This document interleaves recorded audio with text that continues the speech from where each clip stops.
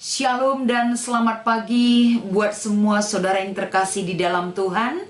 Pada pagi hari ini rasa syukur yang begitu besar kita panjatkan kepada Tuhan, karena atas bimbingan, pertolongan dan kasih-Nya yang begitu besar, kita masih bisa beroleh hari ini dan bisa memakai segala kesempatan untuk kita pakai dalam beraktivitas. Saudaraku, pada pagi hari ini, sebelum kita melakukan segala pekerjaan kita, mari kita meminta kekuatan kepada Tuhan agar melalui pimpinan dan bimbingannya kita dimampukan memahami segala rencana terindah yang Dia sediakan bagi kehidupan kita. Kita bersatu di dalam doa. Terima kasih Tuhan, kebaikan-Mu masih bisa kami terima pada pagi hari ini. Tuntun kami Tuhan, baik di dalam memakai hati dan pikiran kami, dan mewujudkan segala yang terbaik dari sikap hidup kami di hadapan Tuhan. Berkenanlah Engkau Tuhan hadir bersama kami. Nyatakan Roh-Mu Tuhan yang berkuasa sehingga firman Tuhan yang kami sampaikan, berkuasalah Engkau Tuhan melalui mulut hamba-Mu dan sarana dan prasarana yang kami pakai untuk mengikuti sapaan teduh kami pada hari ini. Di dalam nama Yesus kami berdoa dan mengucap syukur. Amin. Pada pagi hari ini saudaraku, mari kita membaca kitab Matius pasal 25. Kami akan bacakan khusus ayat yang ke-31. Demikian firman Tuhan. Apabila Anak Manusia datang dalam kemuliaannya dan semua malaikat bersama-sama dengan Dia, maka Ia akan bersemayam di atas tahta kemuliaannya. Shalom dan salam sehat saudaraku. Jemaat Tuhan yang terkasih, pada pagi hari ini satu sapaan yang disampaikan kepada kita melalui kebenaran firman Tuhan adalah bagaimana Yesus mengajar kita kembali, bagaimana kita memahami dan mengingat kembali tentang akhir zaman yang Dia berikan pengingat bagi kita agar kita tidak terlena dalam menjalani kehidupan kita sesuai dengan keinginan kita.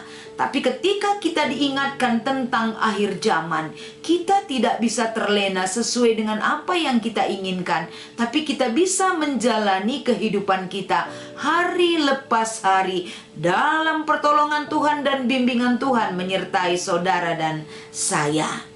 Izinkanlah kiranya pada pagi hari ini saudaraku, kita diingatkan kembali bagaimana kita mengimani dan memahami lebih dalam lagi rancangan dan pengajaran Tuhan yang kita hidupkan dan nyatakan dari segala sikap kehidupan kita.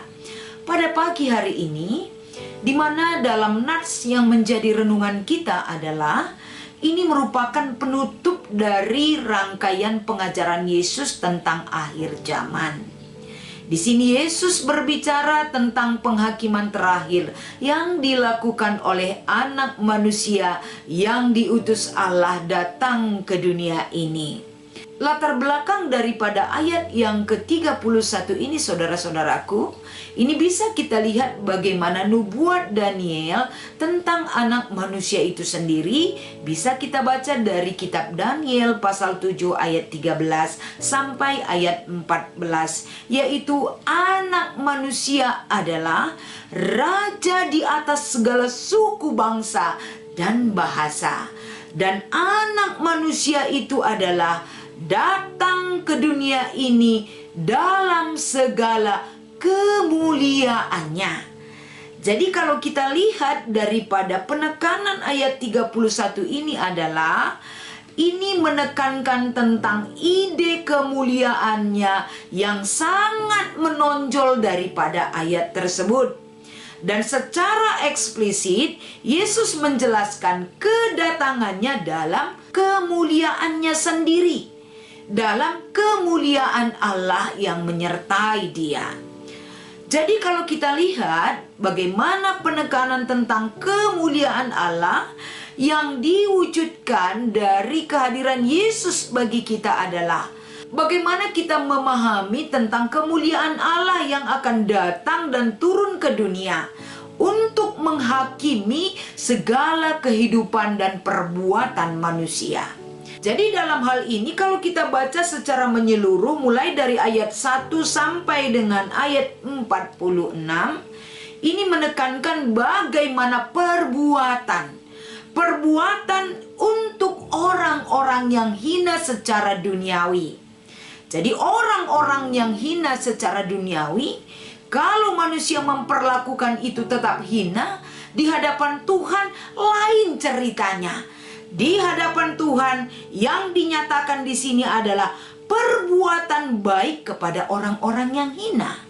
Siapa melayani mereka dengan tulus hati, berarti mereka telah melayani Tuhan yang mulia. Saudaraku, pada pagi hari ini kita diingatkan kembali tentang kepedulian kita dan perbuatan kita tentang orang-orang yang hina hidupnya secara duniawi. Tapi mereka sangat dihargai Allah hidupnya di hadapan Tuhan. Kenapa mesti mereka berharga? Karena banyak orang-orang yang dipanggil Tuhan untuk dapat berbuat baik kepada orang-orang yang hina. Siapa saja yang melakukan perbuatan baik terhadap orang yang hina, berarti dia sudah melayani Allah sendiri. Jadi konsekuensi melayani Allah, ketika kita peduli terhadap orang yang dilupakan, ketika kita peduli terhadap orang yang dipinggirkan, dan bahkan didiskriminasi hidupnya. Pada pagi hari ini marilah kita membuka mata kita, membuka mata hati kita juga, dan membuka tangan kita lebar-lebar untuk bisa peduli dan bisa berbuat baik terhadap orang yang hina hidupnya secara duniawi, agar kita juga layak untuk melakukan perbuatan yang baik di hadapan Tuhan. Ketika kita berbuat, ketika kita peduli, ketika kita bertindak, berarti kita sudah bertindak dan berbuat yang lebih baik di hadapan Tuhan. Kiranya pekerjaan kita, hati kita, pikiran kita, bahkan hidup kita bukan untuk dunia ini saja, tapi seluruh hidup kita adalah untuk melayani Tuhan yang lebih baik lagi. Kita berdoa. Terima kasih Tuhan, pada pagi hari ini atas lawatan dan kebaikan Tuhan.